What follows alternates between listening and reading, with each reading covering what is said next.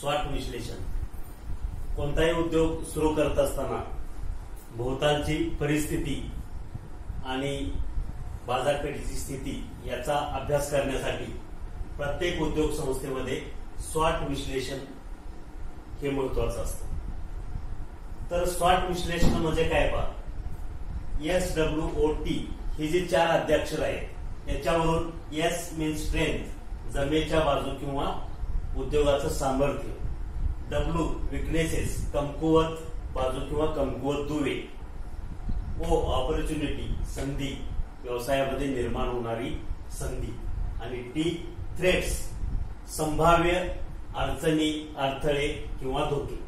तर अशा प्रकारे स्वॉट याच्यातल्या प्रत्येक अद्याक्षरावरून एक एक या ठिकाणी शब्द तयार झालेला आहे आणि त्याच्यावरून उद्योगाची जी जडणघडण आहे ती चालू असते.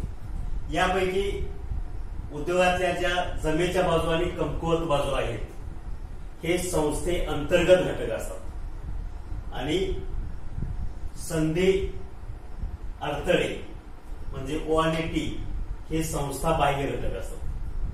म्हणजे संस्थे अंतर्गत घटक आणि संस्था बाह्य घटक अशा प्रकारे हे 4 घटक असतात. तर आता याच्यामध्ये आपण थोडस विस्तृत मध्ये पाहू. जमेच्या बाजू किंवा ज्याला उद्योगाची स्ट्रेंथ असं म्हटलं जातं, सामर्थ्य असं म्हटलं जातं. तर उद्योगाचं जे सामर्थ्य आहे हे कशावरती अवलंबून असतं. ज्या उद्योगाची आर्थिक स्थिती चांगली आहे त्या उद्योगाची जमेची बाजू चांगली आहे असं म्हटलं जातं.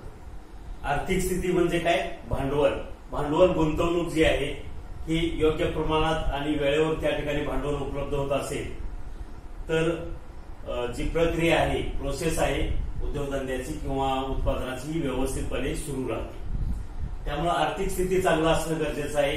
वित्तीय संस्थांकडून जर आपल्याला वित्त सहाय्य घ्यायचं असेल तर ते वेळेत मिळालं पाहिजे किंवा उत्पादन तयार झाल्यानंतर ते बाजारपेठेत विकून त्याच्यातून जे पैसे मिळणार आहेत हे नफा जो आहे त्याच्यातून आपल्याला पुनर्गुंतवणूक करता येते. तर अशा प्रकारे आर्थिक स्थितीवरती उद्योगाची जमेची बाजू अवलंबून असते. त्याचबरोबर जे आपण उद्योगधंद्यासाठी, उत्पादनासाठी तंत्रज्ञान वापरले हे तंत्रज्ञान जे अत्याधुनिक असेल तर त्याच्यामध्ये उत्पादन क्षमता देखील चांगली असते. तंत्रज्ञान जर जुनाट असेल तर उत्पादन हे कमी प्रमाणात निर्माण होईल.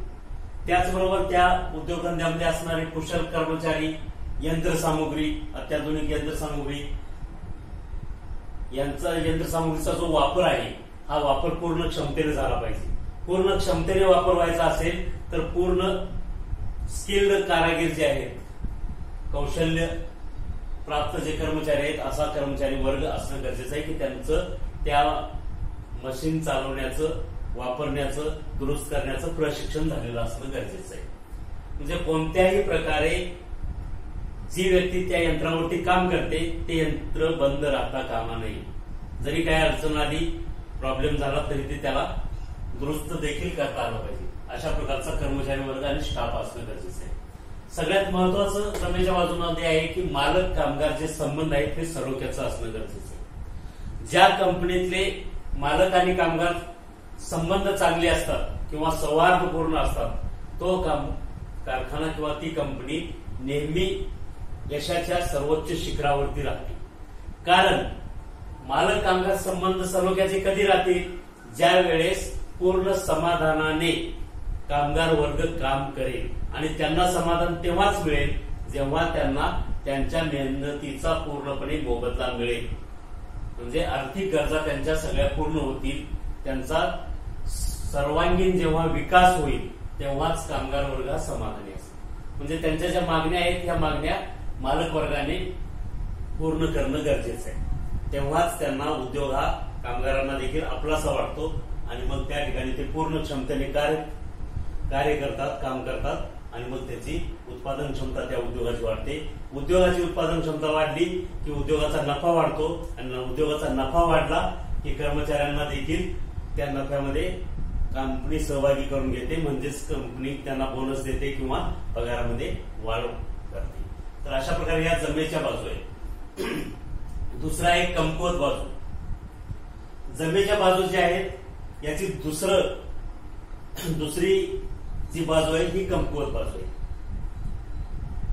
कमकुवत बाजू म्हणजे काय होतं की जो उद्योग आहे, एखाद्या उद्योजकाने नवउद्योजकाने उद्योग सुरू केला, तर ह्या उद्योगामध्ये जे निर्माण होणारं जे उत्पादन आहे त्या उत्पादनाची ओळख ग्राहकांना नसते. कारण तो उद्योजक नवीन असल्याने त्याच्या उद्योगामध्ये तयार झालेली जी वस्तू आहे ही वस्तू सुरुवातीला ब्रँडेड असत नाही, नसते, ब्रँडेड नसते. त्याच्यामुळं ही वस्तू कुठली कंपनी आहे काय आहे हे ग्राहकांना काही लवकर लक्षात येत नाही. मग ते कधी लक्षात येतं, ज्यावेळेस ती कंपनी आणि तो प्रोडक्ट नावारूपाला येईल, त्याची गुणवत्ता सिद्ध होईल, त्यावेळेस मग ग्राहकांना कळतं की हा प्रोडक्ट तर अतिशय उत्कृष्ट आहे. मग त्या उत्पादनाला किंवा त्या वस्तूला ग्राहक वाढतात. परंतु जोपर्यंत त्या वस्तूची पूर्णपणे माहिती होत नाही ग्राहकाला, तोपर्यंत ती वस्तू तो ग्राहक घेत नाही. म्हणजेच काय झाले, हे कमकुवत दुवे झाले. नवीन उद्योग, त्याचबरोबर नवीन उद्योग असताना स्पर्धक जे आहेत हे स्पर्धक जास्त असतात, त्यांच्याशी स्पर्धा करायची असते. त्यामुळे नवीन उद्योजकाला अनेक अडचणी येतात स्पर्धेमध्ये टिकण्यासाठी. कारण ब्रँडेड वस्तू घ्यायची जर ग्राहकांना सवय असते, त्याच्यामुळं सहजासहजी दुसरी वस्तू ते दुसऱ्या कंपनीची घेत नाही. त्याचबरोबर कर्मचारी वर्गाची प्रवृत्ती, कारण अंतर्गत घटक आहेत नाही, तर अंतर्गत घटक असल्यामुळे कर्मचारी वर्गाची जी प्रवृत्ती आहे याला फार महत्व आहे.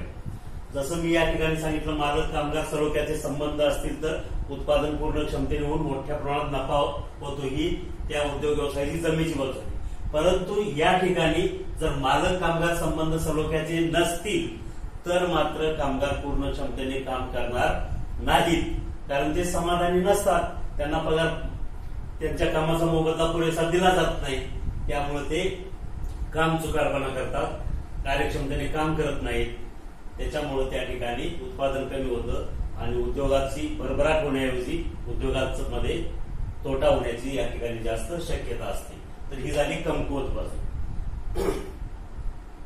त्याचबरोबर तंत्रज्ञान जे आहे हे तंत्रज्ञान कर्मचाऱ्यांना काम करायला कधी उरूप येईल पहा. त्यांना सगळ्या प्रकाश व्यवस्था व्यवस्थित असेल, हवेशीर सगळं वातावरण असेल, ते ज्या ठिकाणी काम करणार आहेत ती मशिनरी अत्याधुनिक असेल, सुसज्ज चांगली असेल, तर त्यांना ते काम करण्यात देखील उरूप येईल.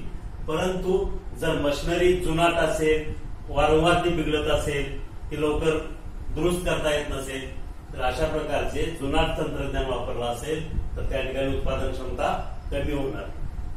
त्याचबरोबर वारंवार भांडवलाची कमतरता असेल तर काही दिवस कंपनी बंद ठेवावी लागते, त्याच्यामुळे कंपनीचा पूर्णपणे लॉस होऊ शकतो. तर या सगळ्या गोष्टीमुळं काय होतं, त्या कमकुवत जे दुवे आहेत किंवा कमकुवत ज्या बाजू आहेत याच्यामध्ये पर्यायाने उत्पादन क्षमता कमी होते. उत्पादन क्षमता कमी झाली की बाजारपेठेमध्ये जी वस्तू जाते त्या बाजारपेठेमध्ये एकूण जो नफा आहे तो कमी मिळणार आहे. तर अशा प्रकारे हे कमकुवत बाजू आहेत. तर ह्या जरी कमकुवत बाजू असल्या तर ह्या कमकुवत बाजूंचा त्या व्यवस्थापकाने किंवा उद्योजकांनी जाणीवपूर्वक विचार जर केला, ह्या कमकुवत बाजू आपल्यामध्ये का निर्माण झालेत आणि ह्या कमकुवत जे दुवे आहेत हे दूर करण्यासाठी जाणीवपूर्वक जर विचारपूर्वक अभ्यासांनी जर प्रयत्न केले तर हे कमकुवत दुवे दूर करता येतात आणि त्याची जागा जमेच्या बाजू घेऊ शकतात. कसं लक्षात आलं का? आता या ठिकाणी मी सांगितलं जुनाट तंत्रज्ञान असेल तर ही जुनी मशिनरी बदलून टाकायची, नवीन मशिनरी घ्यायची, उत्पादन क्षमता वाढेल.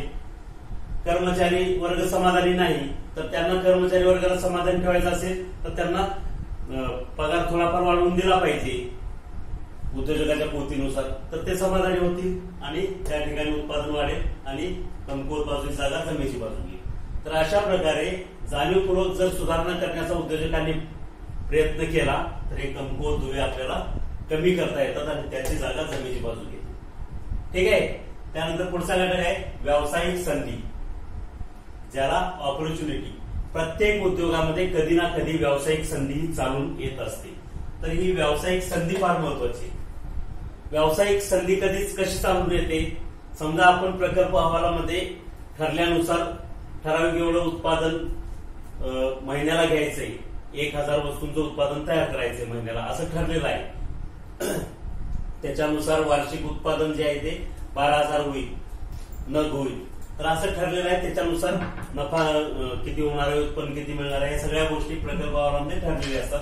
त्यानुसार शक्यतो प्रकल्पाचं जे उत्पादन जे आहे हे कार्य चालू असतं। आता त्याच्यामध्ये तंतोतंत तसंच होईल असं नाही, महिन्याला 1000 नग जरी आपण उत्पादन करायचं ठरवलं कोणत्याही वस्तूचं, तर त्याच्यामध्ये अॅक्युरेट 1000 होईल असं नाही, कधी काही वेळा 900 होईल, काही वेळा 1100 होईल, असं ठीक आहे, असं पण होऊ शकतं। परंतु अशी कधी कधी संधी चालून येते की 1000 ऐवजी महिन्याला आपलं 2000 उत्पादन होऊ लागतं। मग असं झालं तर काय होईल? अतिशय चांगलं आहे ना, 1000 उत्पादन झाल्यामुळे जे उत्पन्न मिळत होतं त्याच्या दुप्पटच होईल ना उत्पन्न देखील, उत्पादन दुप्पट झालं म्हणजे उत्पन्न देखील दुप्पट होईल। मग अशी संधी कधीतरी चालू येते। कधी येईल बरं संधी अशी चालू? ज्या वेळेस, कोण सांगताय, ज्या वेळेस आपला स्पर्धक जो आहे हा स्पर्धक त्याच्या आपल्या स्पर्धकाच्या कंपनीमध्ये जर काही कामगार समाधानी नाही आणि त्यांनी कोणत्याही त्यांचा मालक मागण्या मान्य करत नाही दुसऱ्या कंपनीचा, त्यावेळी जर अचानक तिथल्या कंपन्यांच्या कर्मचाऱ्यांनी संप केला आणि पूर्ण कंपनी जर बंद केली, सगळ्या कर्मचाऱ्यांनी मिळून पूर्ण कंपनी 1-2-4 महिने जर बंद ठेवली, तर काय होईल की ते सगळे जे ग्राहक आहेत त्या कंपनीचा माल घेणारे ते सगळे ग्राहक आपल्या कंपनीकडे येतील, कारण त्याला पॅरलल आपण स्पर्धक समान आहे, एकसारखं उत्पादन आहे, एकसारखा दर्जा आहे। त्यामुळं अशा वेळी मोठ्या प्रमाणात संधी चालू। जर ही स्पर्धकाची कंपनी 4 महिने बंदच राहिली कामगारांनी संप केल्यामुळे, तर 4 महिन्यात आपण उत्पादन दुप्पट करून उत्पन्न देखील दुप्पट करू शकतो। ही काय झाली? एक प्रकारची व्यावसायिक संधी। हे प्रत्यक्षात साधारणपणे 1989 मध्ये झालेलं होतं पहा, की पुण्यामधील टेल्को, की जे आता टाटा ज्या कंपनीला आपण म्हणतो टाटा मोटर्स, तर टाटा मोटर्स या कंपनीचा संप चालू होता सुमारे 2 महिने। त्यावेळी फोर्स मोटर्स, ज्याला त्यावेळेस बजाज टेम्पो म्हणत होते, तर त्यांनी त्यांचं जे उत्पादन आहे ते उत्पादन त्या ठिकाणी वाढवलं, मेटॅडोर वगैरे तयार करायचं। त्यामुळे त्या ठिकाणी त्या फोर्स मोटर्स किंवा टाटा मोटर्स बंद असल्यामुळे फोर्स मोटर्सचं जे उत्पादन आहे ते त्या ठिकाणी दुपटीनं वाढलेलं होतं आणि त्यांना त्यांच्या नफ्यामध्ये मोठ्या प्रमाणात वाढ झालेली होती। तर अशा प्रकारे व्यावसायिक संधीच्या शोधात हा उत्पादक असला पाहिजे, ते तातडीने तसा निर्णय घेऊन उत्पादन वाढवलं पाहिजे। आता हे उत्पादन वाढवण्यासाठी तातडीने कर्मचारी भरती, मशिनरी संख्या वाढवणे, हे सगळ्या निर्णय प्रक्रिया मात्र तातडीने घ्यावी लागते। तर अशा प्रकारे व्यावसायिक संधीचा लाभ घेता आला पाहिजे। तर ही संधी शोधण्यासाठी काय करावं लागतं की स्पर्धकांमध्ये काय घडामोडी चालले आहेत, त्यांच्या कंपन्यांमध्ये काय हालचाली चाललेल्या आहेत, याची पाहणी सातत्याने उद्योजकांनी किंवा व्यवस्थापनाने केली पाहिजे। आणि ज्या काही तिथं घडामोडी चाललेल्या आहेत त्याचा लाभ उचलता येईल का, बाजारामध्ये कधी वस्तूला मागणी वाढते, मागणीनुसार ताबडतोब आपल्याला उत्पादन वाढवता येईल का मागणी जर वाढली की, कारण मागणीनुसार उत्पादन वाढलं की काय होणार, नफा देखील वाढ होणार।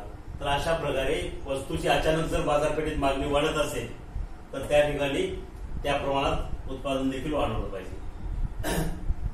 त्याचबरोबर लोकांचं जे राहणीमान आहे याचा देखील अभ्यास करून त्यानुसार त्यांना ज्या वस्तू आवश्यक आहेत तशा प्रकारच्या वस्तू आणल्या पाहिजेत। नवनवीन तंत्रज्ञानातून नवीन वस्तू बाजारात आणल्या पाहिजे। त्याचबरोबर अत्याधुनिक तंत्रज्ञानाचा वापर करून आधुनिक पद्धतीच्या वस्तू देखील जर बाजारामध्ये आणल्या तर या ठिकाणी एकूण उत्पन्न उद्योग संस्थेचं वाढतं। चौथा घटक आहे विविध अडथळे।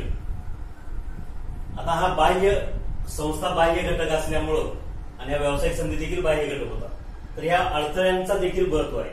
कधी कधी काय होतं पहा, आपण नियोजन केलेलं असतं एक आणि त्याप्रमाणे होत नाही। उदाहरणार्थ अचानक कच्चा माल मिळण्यास होतो, तुटवडा येतो किंवा वाहतूक व्यवस्था पूर्णपणे विस्कळीत होते आणि वाहतूक व्यवस्था विस्कळीत झाल्यामुळे कच्चा माल वेळेत उपलब्ध न झाल्यामुळे काही दिवस उत्पादन प्रक्रियाची बंद ठेवावी लागते। म्हणजे हा काय झाला, अचानक आलेला अडथळा झाला। किंवा काही वेळेस काय होतात, कर्मचारी आणि मालक यांचे संबंध जर चांगले नसतील तर कर्मचाऱ्यामध्ये अशांतता निर्माण होते आणि ते संप वगैरे करतात किंवा धीम्या गतीने काम करू लागतात। तर हे सुद्धा अडथळा झाला कामामध्ये। किंवा सरकारचं धोरण जे आहे, सरकारचं करविषयक धोरण आणि औद्योगिक धोरण हे फार महत्वाचं आहे। त्याचबरोबर आयात निर्यात विषयक धोरण, सरकारच्या धोरणामध्ये जरी बदल झाला तरी उत्पादन प्रक्रियेमध्ये बदल होतो। शासनाचं धोरण जर अनुकूल असेल उद्योगाला तर उत्पादन प्रक्रिया ही चांगल्या प्रकारे सुरळीत चालू असते. अनुकूल धोरण म्हणजे काय तुम्हाला मागच्या लेसनमध्ये मी सांगितलेलं आहे. सरकारचं अनुकूल धोरण जर असेल तर त्या उद्योगांना सवलती मिळतात, सूट मिळतात, अनुदान मिळतं. म्हणजे सगळ्या प्रकारचं आर्थिक सहाय्य देखील शासन त्या ठिकाणी करत असतं. पण जर धोरण प्रतिकूल असेल तर शासन कोणत्याही प्रकारची सवलत देणार नाही किंवा अनुदान देणार नाही.